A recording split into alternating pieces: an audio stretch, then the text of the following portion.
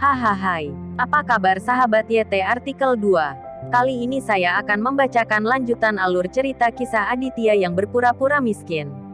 Tapi, sebelum mendengarkan kisah ceritanya, silahkan cari posisi yang nyaman dan jauhi keramaian. Dan jangan lupa pasang headsetnya. Dan inilah alur cerita kisah Aditya anak bos besar yang berpura-pura miskin. Episode 59. Kisah Aditya anak bos besar yang berpura-pura miskin. Di luar, Aditya khawatir saudara perempuannya akan ketakutan. Jadi dia berkata kepada Victor, "Paman Victor, kamu istirahat dulu. Aku akan keluar dan melihat-lihat." "Oke, Tuan Muda." Victor setuju. Aditya melangkah keluar dari bangsal dan berjalan menuju bangsal April. Setelah berbelok di sudut koridor, itu adalah bangsal April, yang masih sangat dekat. Sebelum tiba di pintu bangsal, Aditya melihat seorang gadis muda berpakaian mewah memukul seorang lelaki tua di pintu bangsal. Bahkan mendorong dan mendorong. Mulut gadis itu cukup kotor. Dan dia memarahi lelaki tua itu dari waktu ke waktu, seperti tikus. Awalnya, Aditya tidak terlalu peduli dengan perselisihan kecil semacam ini. Tetapi ketika dia melihat lelaki tua itu, dia terkejut dan dengan cepat berjalan.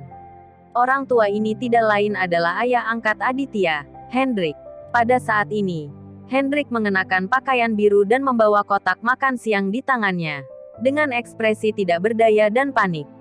"Gadis, lepaskan aku. Pakaianku akan robek olehmu." Hendrik dengan takut-takut berdiskusi dengan gadis di depannya. Gadis itu mengenakan riasan tebal dan berpakaian dengan gaya, tetapi galak. "Orang tua, aku menyuruhmu keluar. Tetapi jika kamu tidak keluar, aku akan memukulmu. Apakah kamu bahagia dipukuli?" Wanita modis itu memarahi Hendrik dengan kerahnya. Ada banyak anggota keluarga pasien di sekitar. Dan beberapa pasien juga keluar untuk menonton adegan yang hidup. Dan sekelompok orang berbicara banyak. Aditya masih bisa menontonnya. Ketika dia berjalan beberapa langkah dan meraih lengan wanita modis itu. "Diam!" Aditya berteriak. Lengan wanita modis itu terluka oleh goresan Aditya. Dan saat ini dia juga melepaskan Hendrik. "Giliranmu untuk ikut campur dalam urusanku." Gadis modis itu sangat arogan. Dan menunjuk muka Aditya dan memarahinya. Aditya tidak bisa menahan kerutan. Sepertinya wanita ini benar-benar tidak masuk akal. "Ayah, ada masalah apa?" Aditya mengabaikan gadis modis itu dan bertanya pada Hendrik saat ini. Hendrik memandang gadis yang modis itu, menghela nafas dan berkata, "Tidak apa-apa. Nak Aditya, apakah adikmu terluka parah?" "Wow, ternyata kamu anak lelaki tua ini. Tidak heran pakaiannya sangat lusuh. Ayah dan anak adalah sepasang kotoran yang malang." Wanita modis itu memandang Aditya dengan mengejek dan tertawa. Pria baik tidak berkelahi dengan wanita. Jadi Aditya tidak ingin berurusan dengan hal semacam ini.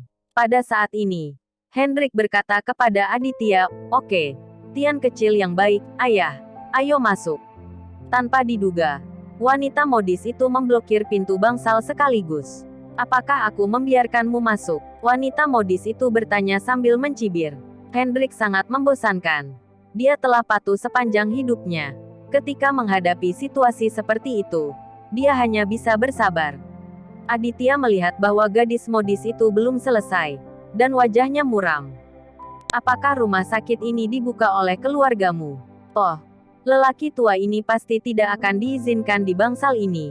Dalam beberapa saat, dan saya melihat bahwa dia sangat kotor, gadis ini sangat jijik." Gadis modis itu tertawa. "Hei, lupakan Nak Aditya. Ketika gadis ini selesai, aku akan masuk dan melihat April." Hendrik menghela nafas dan berkata kepada Aditya, "Minggir." Aditya tidak bisa diam seperti ini. Pada saat ini, dia menarik lengan wanita modis itu, menariknya ke samping, dan membawa Hendrik ke bangsal.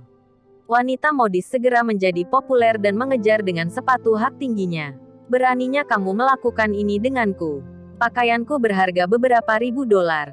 Bisakah kamu menggantinya jika kamu merusaknya?"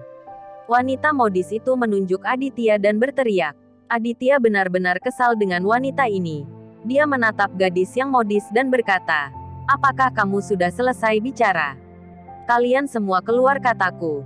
Jika tidak, jangan salahkan aku karena bersikap kasar. Wanita modis itu sangat arogan dan marah. Pada saat ini, seorang dokter muda mengenakan heksagram putih besar di luar pintu masuk. Sayang, ada apa? Kenapa kamu masih berdebat? Dokter muda itu datang dan bertanya pada wanita modis itu. Ketika wanita modis melihat dokter pria ini masuk, dia menjadi lebih sombong. Anthony, aku baru mau makan siang. Tetapi saat mau makan, lelaki tua kotor ini datang. Dan dia masih bau. Dan itu membuatku jijik. Wanita modis itu mengeluh kepada Anthony. Setelah Anthony mendengar ini, dia segera memutar matanya. Dia melihat Aditya dan Hendrik. Dan sangat marah. Sudah seperti ini akhir-akhir ini. Jika Aditya berpakaian mewah, Anthony seharusnya tidak memiliki temperamen yang besar. Ada apa denganmu? Rumah sakit adalah tempat umum. Dan kamu tidak berganti pakaian saat mau menjenguk orang ke sini. Kamu datang dengan berpakaian kotor. Seberapa besar kamu akan mempengaruhi orang lain? Anthony menegur Aditya dan Hendrik. Hendrik tidak berani mengatakan sepatah kata pun. Dia secara alami pemalu dan terbiasa disiplin. Aditya melihat Anthony ini dan terdiam. Mengenai kualitas dokter ini, saya minta maaf atas heksagram putih suci yang dia kenakan. Pakaiannya jelas baru. Di mana baunya? Wajah Aditya muram. Dan dia bertanya pada Anthony. Anthony ingin bersikap di depan pacarnya. Dan kemudian dia melotot. Lihatlah tubuhnya yang compang camping.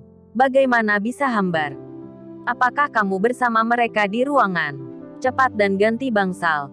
Saya akan mengatur bangsal lain untuk Anda. Jangan tinggal di sini. Setelah mengatakan itu, Anthony melihat kartu kasus di depan tempat tidur April dan bersiap untuk mengganti bangsal untuk April. Wanita modis itu cukup puas dan menatap Aditya dengan tatapan jijik. Pacarnya adalah seorang dokter di sini. Sangat mudah untuk memiliki seseorang di sana. Dia akan dirawat di rumah sakit di sini bersama ibunya selama beberapa hari. Dia tidak ingin melihat Hendrik setiap hari, agar tidak jijik. Oke, adik perempuan, kamu segera pindah ke bangsal di sudut. Anthony memberitahu April dengan wajah dingin. April tahu ruangan di pojok ruangan. Ventilasi dan pencahayaannya tidak bagus. Itu adalah bangsal terburuk. Tetapi ketika dokter berbicara, dia hanya bisa mendengarkan dan mematuhinya. Saudaraku, dorong aku. April menghela nafas pelan. Dia tidak ingin membuat terlalu banyak masalah. Aditya memandang April dan berkata dengan lembut, kamu tidak perlu pindah. Kamu tinggal di sini. Jika ada saya di sini, tidak ada yang boleh memindahkanmu. Mereka mengatakan itu tidak masalah. April memandang Aditya dengan tatapan besar, mata yang indah. Ya Tuhan, dia tidak begitu percaya. Meskipun saudara laki-laki saya tampaknya tiba-tiba menjadi kaya, ini adalah rumah sakit. Anthony adalah dokter di sini. Bagaimana saudara saya bisa lebih baik daripada yang lain? Nak, patuhi saja. Kita tidak punya kekuatan. Hendrik juga membujuk Aditya saat ini. Hehe, dia memiliki kekuatan omong kosong. Aditya tersenyum dan melirik Anthony. Mendengar kata-kata Aditya, Anthony tiba-tiba menjadi marah. Apa yang kamu katakan? Katakan lagi dan aku ingin mendengarkanmu. Aku bilang kamu memiliki kekuatan omong kosong. Bisakah kamu mendengarku dengan jelas? Aditya memandang Anthony dengan dingin. Anthony sangat marah sehingga dia ingin melakukannya. Tetapi dia adalah seorang dokter di sini. Jadi dia masih tidak berani melakukannya. Gadis modis itu bersemangat saat ini. Menunjuk Aditya dan berkata, jangan terlalu omong kosong. Apakah kamu memindahkannya sendiri atau kami membantumu? Cepat. Jangan main-main denganku. Anthony juga marah. Dokter Anthony, apa yang kamu perdebatkan di sini? Pada saat ini, sebuah suara nyaring datang. Segera setelah itu, Presiden Gunawan masuk ke bangsal dengan beberapa ahli dan direktur. Awalnya, Gunawan ingin melihat apakah Victor telah selesai berbicara dengan Tuan Aditya. Jika dia melakukannya, dia ingin memiliki hubungan yang baik dengan Ketua Victor. Tetapi begitu dia melewati bangsal April, dia mendengar Anthony memanggil seseorang, dan Gunawan membawa seseorang masuk. Anthony takut mengecilkan lehernya seperti kura-kura. Dia dengan cepat tersenyum, mengangguk dan membungkuk, dan berkata kepada Gunawan, "Presiden Gunawan, Anda di sini." Gunawan mengabaikan Anthony, karena dia melihat Aditya sekilas. "Oh Tuhan, bukankah ini Tuan Aditya yang berbicara dengan Ketua Victor tadi?" Gunawan terkejut. Dia tahu bahwa meskipun Tuan Aditya ini tampak biasa dilihat, tetapi identitasnya benar-benar mulia. Setidaknya, Gunawan tidak ada bandingannya dengan Tuan Aditya ini, karena Ketua Miao mengusirnya untuk berbicara dengan Tuan Aditya. Dokter di bawah komandonya menyinggung sosok yang begitu kuat. Apakah ini masih layak? Jika Gunwan tidak melakukannya dengan benar, dia akan berada dalam masalah besar. Semakin memikirkannya, semakin Gunawan marah, dan dia memelototi Anthony dengan ganas. Gadis modis itu tidak berani dan malu. Dia juga melihat setiap penampilan.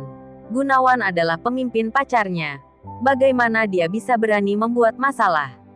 Melihat Gunawan marah, gadis modis itu bahkan tidak bisa melihat Aditya. Jika bukan karena anak ini, apakah dia bisa membuat atasan pacarnya marah? "Kenapa kamu masih di sini? Bawa adikmu keluar dari sini." Wanita modis itu menunjuk Aditya dan mengutuk. Anthony juga memikirkan hal yang sama sebagai seorang gadis yang modis.